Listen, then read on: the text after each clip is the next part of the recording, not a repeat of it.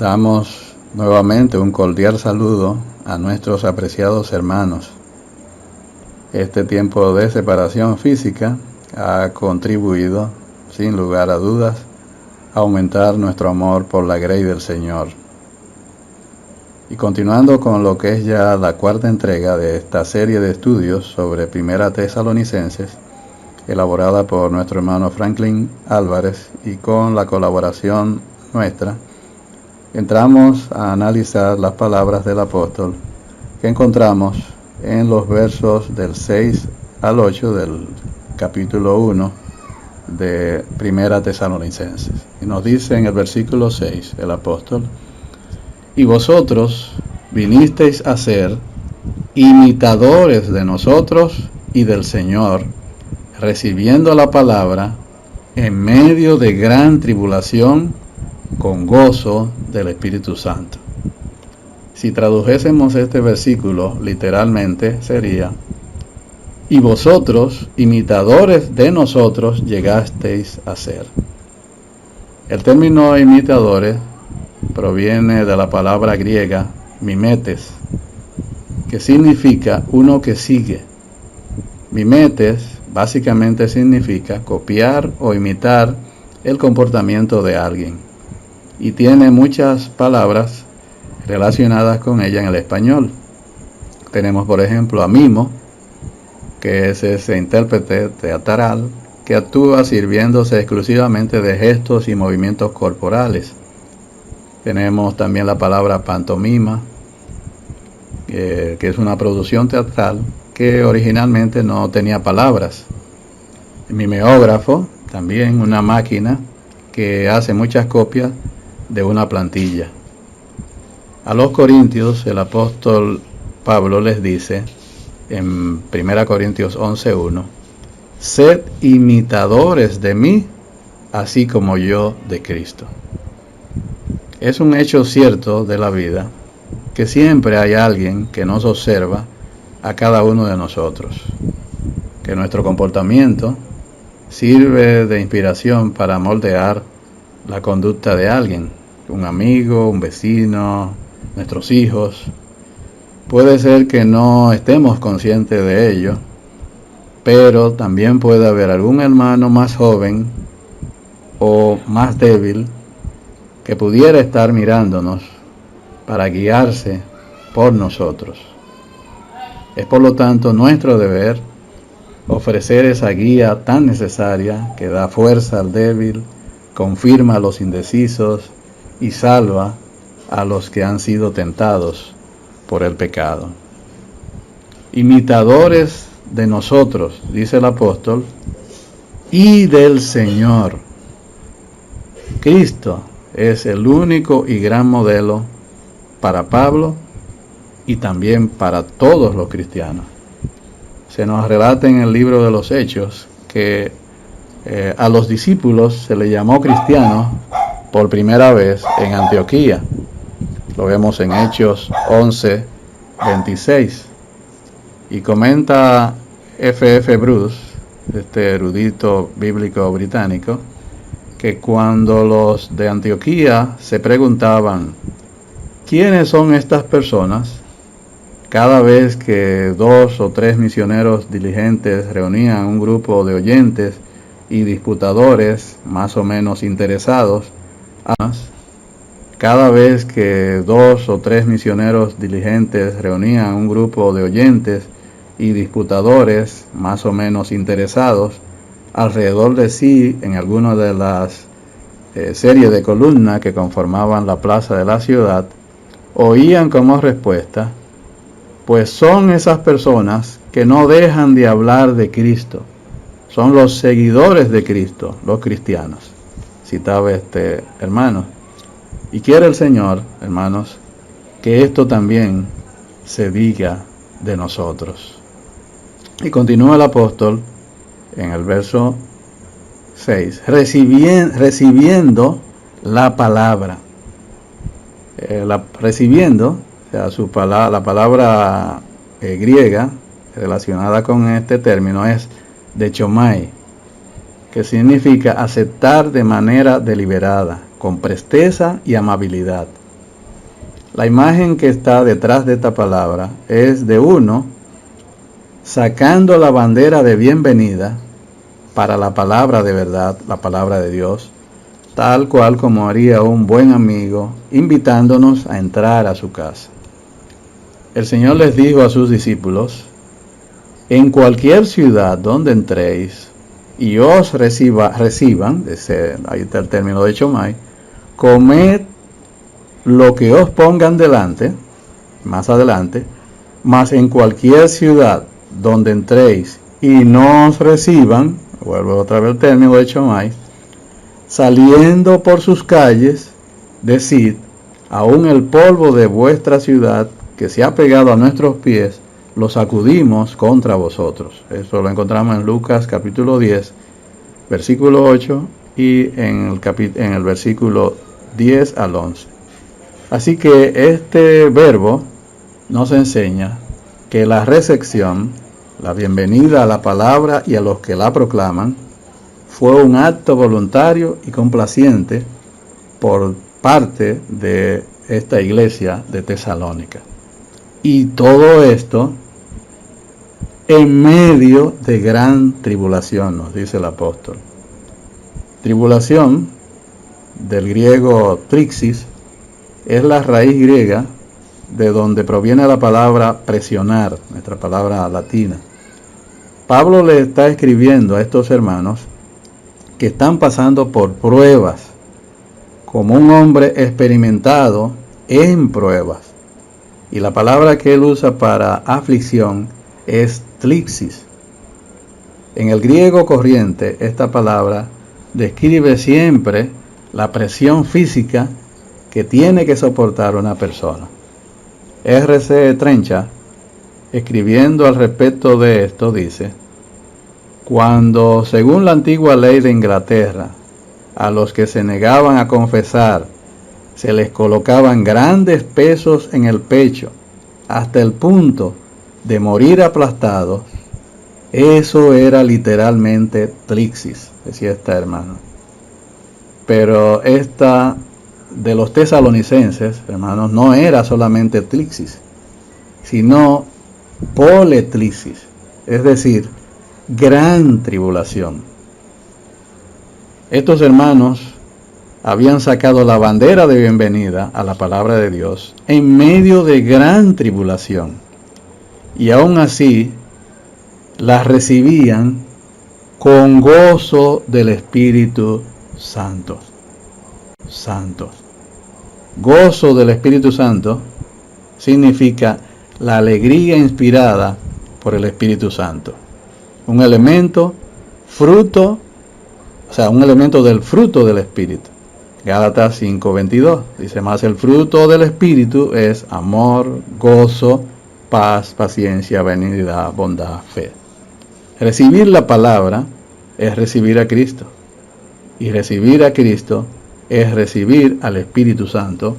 Y solo Él trae gozo y alegría al corazón del creyente. Ninguna otra explicación había para la profunda alegría de estos hermanos bajo circunstancias tan calamitosas. Una alegría que fuese el producto de una excitación religiosa falsa, bajo esta circunstancia, indudablemente que fracasaría. Pero el gozo fruto del Espíritu Santo aún canta en medio de las más grandes tormentas de la vida. Gozo, del griego charas, es contentamiento y satisfacción con Dios y con todos sus tratos. La palabra griega es chara, y lo característico de esta palabra es que muy corrientemente describe el gozo que produce una experiencia espiritual, o que procede de una experiencia espiritual. El salmista David, por ejemplo, le confiesa a Jehová en el Salmo 30:11: has cambiado mi lamento en baile, desataste mi cilicio y me ceñiste de alegría. Así también Romanos 14:17 Romanos 15:13, donde nos dice el apóstol: y el Dios de esperanza os llene de todo gozo y paz en el creer, para que abundéis en esperanza por el poder del Espíritu Santo. No es la alegría que nos producen las cosas materiales, es el gozo cuyo fundamento está en Dios. Cristo se lo confiere a sus seguidores. En San Juan capítulo 15 versículo 11 dice: estas cosas os he hablado para que mi gozo esté en vosotros y vuestro gozo sea cumplido. Y esto todo por la mediación del Espíritu Santo, como nos dice el apóstol Pablo en Romanos 14:17. Porque el reino de Dios no es comida ni bebida, sino justicia, paz y gozo en el Espíritu Santo. Así que, hermanos, ¿están ustedes gozosos en medio de estas pruebas o están como los que no tienen esperanza, bajo una ansiedad digna de lástima?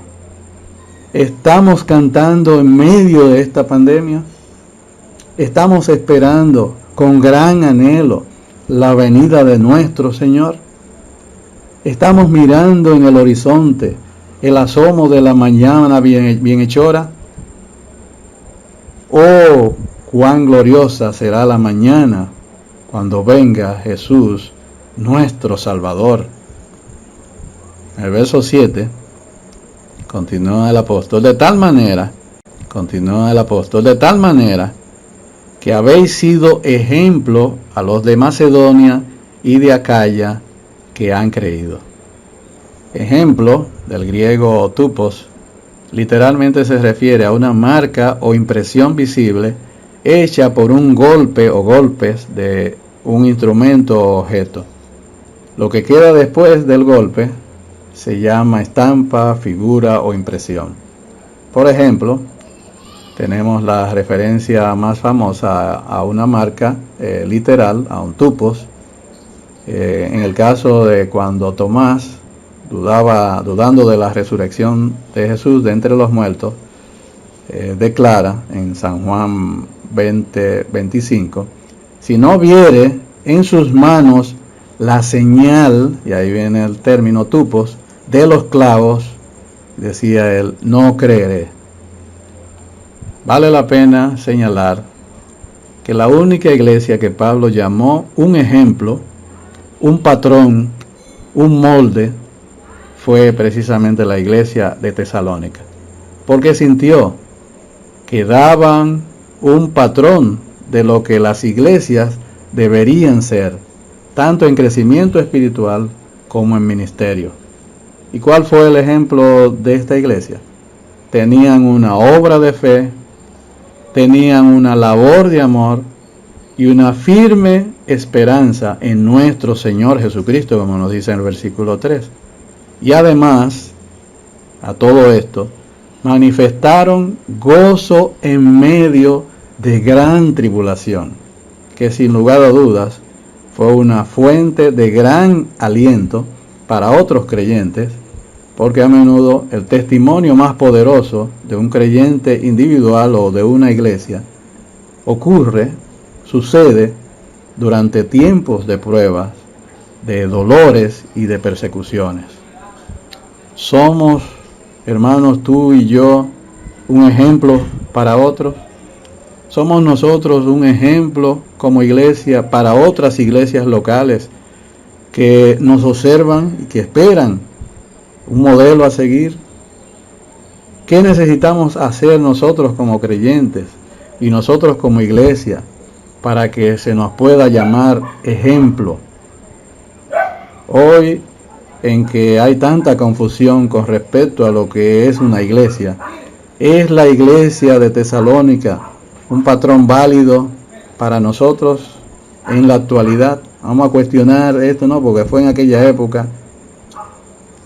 Siguiendo con el versículo 8 de este primer capítulo de Tesalonicenses, dice el apóstol Pablo, porque partiendo de vosotros ha sido divulgada la palabra del Señor, no solo en Macedonia y Acaya, sino que también en todo lugar vuestra fe en Dios se ha extendido, de modo que nosotros no tenemos necesidad de hablar nada. Porque partiendo de vosotros, dice el apóstol en este versículo. Y este porqué es lo que se llama un término de explicación. Es una buena práctica cuando nos encontramos con un porqué al comienzo de un verso, preguntarnos qué está explicando el autor. ¿Qué estaría explicando Pablo en el contexto actual que estamos analizando? Claramente está describiendo cómo los tesalonicenses se convirtieron en imitadores y en ejemplo. Por lo tanto, la información que sigue nos proporciona los detalles. Partiendo de vosotros, habiendo recibido el Evangelio, los cristianos de Tesalónica no pensaron en guardárselo para sí mismos, sino que con sus palabras y con sus vidas lo dieron a conocer a los demás. Desde el principio funcionaron como una iglesia misionera. Tesalónica era un gran centro comercial y político, y como tal habría funcionado como un punto estratégico para difundir las buenas nuevas de salvación, disponible para todos los que creyeran. Por lo tanto, como dice William MacDonald, se volvieron cristianos reproductores, como las ondas en un estanque. La palabra del Señor fue divulgada en círculos cada vez más amplios, primero en Macedonia y Acaya, luego en todo lugar, y pronto las nuevas de su fe para con Dios se habían extendido tanto que Pablo ni tuvo que hablar acerca de ella. La gente ya la conocía. Citaba nuestro hermano William MacDonald. ¿Estamos nosotros comportándonos así? Nuestros parientes, nuestros vecinos, nuestros compañeros de trabajo han escuchado el Evangelio de la gracia salvadora a través de nuestros labios y por medio de nuestra conducta. A veces podemos pensar que necesitamos grandes predicadores y realizar actividades masivas y costosas para predicar el Evangelio, pero ¿sabe usted cuál es el método más efectivo? Tanto ayer como hoy es el evangelismo personal. Es el tipo de evangelismo que da las estadísticas más grandes de nacidos de nuevo o convertidos. Es la mejor manera de poder transmitir el mensaje de salvación a las personas con horarios difíciles y actividades diversas. Es la presentación más efectiva del Evangelio que permite aclarar muchas dudas y responder muchas preguntas de las personas no convertidas. Tiene la gran ventaja de que se puede realizar en cualquier lugar y a cualquier hora y sin costo económico alguno. Así que, mis queridos hermanos, animémonos a partir de hoy, si no lo estábamos haciendo, animémonos a ser imitadores dignos del Señor, para que aquellos que nos observan puedan ser guiados por nosotros, por la palabra de Dios en nosotros y por la conducta nuestra, acorde a la palabra, hacia la palabra de verdad. Y es ahora, en medio de esta gran tribulación, que tenemos que hacerlo, con gozo del Espíritu Santo, siendo modelo, ejemplo, patrón, digno de fe, amor y esperanza. No guardando las buenas noticias solo para nosotros.